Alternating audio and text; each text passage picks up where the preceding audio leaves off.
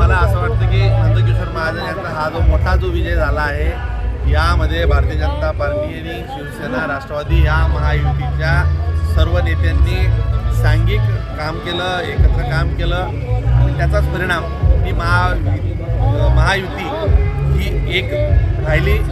त्याच्यामुळे हा विजय अभेद्य राहिला आणि जवळजवळ 96% मतं महाराष्ट्रातला सगळ्यात मोठा लीड हा जळगावचा त्या माध्यमातून राहिला. हो, नाशिकला गोकुळगीते हे विजय झालेले आहेत बंडखोर उमेदवार भाजपचे. गोकुळगीतेच्या संदर्भात मी एकच तुम्हाला सांगेल की दराड्यांवरची नाराजी तिथं आम्हाला त्याचा फटका बसला.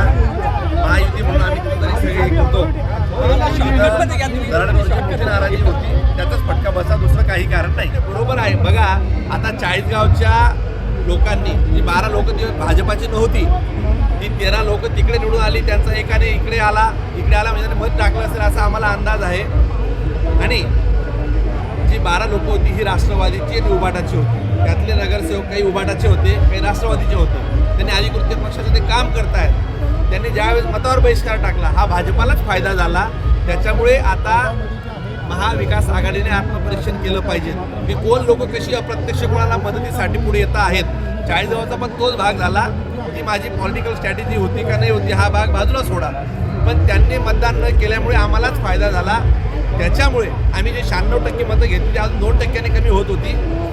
जर तिथल्या चाळीसगावच्या 12 नगरसेवकांनी मतं टाकली असती तर ही मतं आता याच्या पारडात गेली असती, उभाटाला, शरद तायडेंना, आणि त्यांची मतं 24 झाली असती.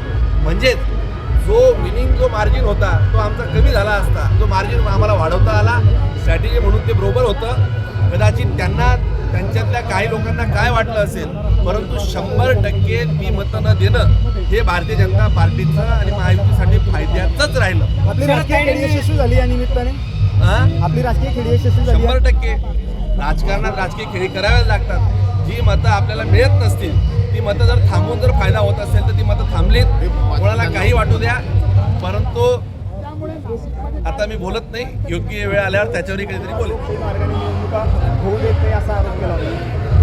मला एक तुम्ही सांगा, म्हणजे बहिष्कार टाकणं म्हणजे हा लोकशाहीची थट्टा आहे. तुम्हाला जो मताचा अधिकार लोकांनी तुम्हाला नगरसेवक म्हणून निवडून दिलं आणि त्यामध्ये महाविकास आघाडीचे नेते आहेत. म्हणजे तिथं अभिषेक देशमुख हे राज्याचे आता राष्ट्रवादीचे हे उपाध्यक्ष आहेत, युवा मोर्चाचे ते उपाध्यक्ष आहेत, तिथं जिल्हा अध्यक्ष प्रमोद पाटील होते आणि हे सगळे महायुतीचे नेते असताना त्यांनी बहिष्कार टाकणं म्हणजे ही भाजपाला मदत करणं ही अंदर की बात आहे.